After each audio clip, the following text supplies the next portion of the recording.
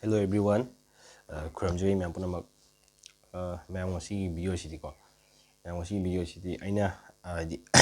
aina Yamna Khangja Heijana aina Yam Khangja Heijana Namjaba Natchade sum akhoi ko sum aina adi sum aina angang oringidagi haitare ko angang oringidagi yam pamna yengjarakpa Manipuri film gi ko Manipuri film gi actor ni ko sum aina Mayam ko aina Mayamda sum aina sum adi Mayamda sum Khanghanningbadei haitare ko akhoi Mayam ko Manipuri film gi actor ko GOKUL ATHOKPAM ko se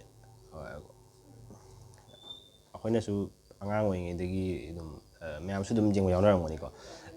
so angang oringidagi sum pamda na hadi yam nungaiba ko yam funny su oiba adoidi magi puna sena ba yam nungaiba ko film khangde kai khangde comedy khangde yam nungaiba yam nungaina yengjarakpa actor mani ko kano je akhoi actor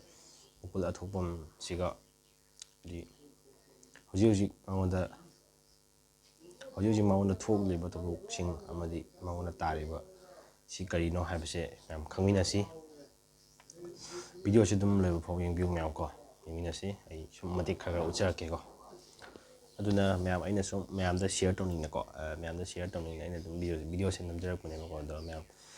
sogi langyu le su myam ngakpiu Nupibu tamthina fubaga mari lainana Bharatiya Naya Sanhita 2023 gi makhada saknairaba Manipuri film actor GOKUL ATHOKPAM gi mathakta first information report FIR pankre. FIR adu GOKUL gi loinabi Sonia ATHOKPAM gi apokpa Wanglembam Gunajit Singna Imphal West District ki Women Police Station gi officer in charge da tharakhibani hairi. Gunajina tharakiba FIR aduda langjing achauba maning laikai laiba GOKUL ATHOKPAM chahi nifugamanga apokpa ATHOKPAM Subhas Singna mahakki machanupi Sonia ATHOKPAMbu haukiba February 18 ki numidangda Palace Compound laiba Castle Hotel da birthday party ama yauminaruraga hanminarake adubu lambidagi hauna kar manungda GOKUL na mahakki Machanupi Sonia bu fu chaiba taubata natana mayumgi thongal yaurakpaga masam phoiduna gari dagi chingthaduna amuk phubike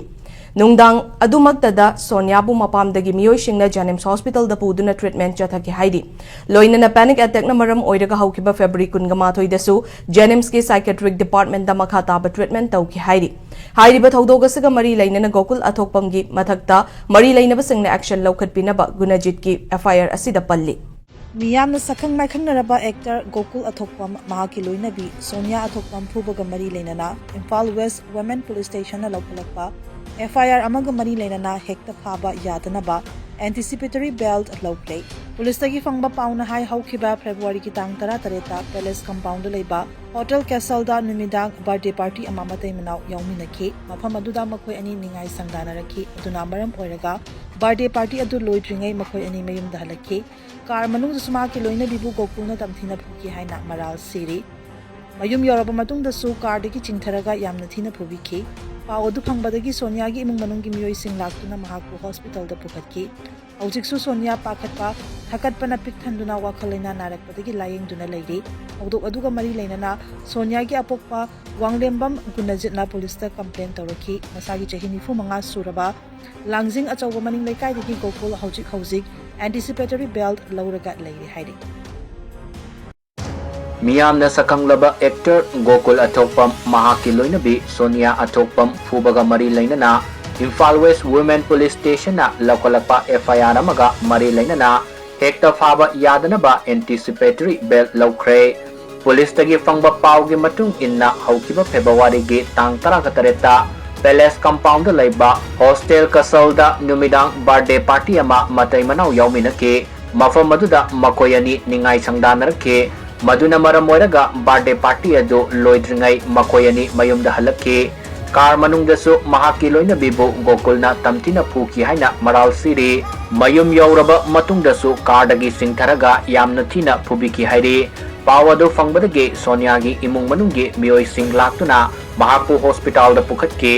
Houjik² Sonia pakhatpa thukatpana pikthanduna wakhal laina narakpadagi layengduna leiri thaudog aduga mari lainana Sonia gi apokpa Wanglembam Gunajitna police ta complaint torkibani hairi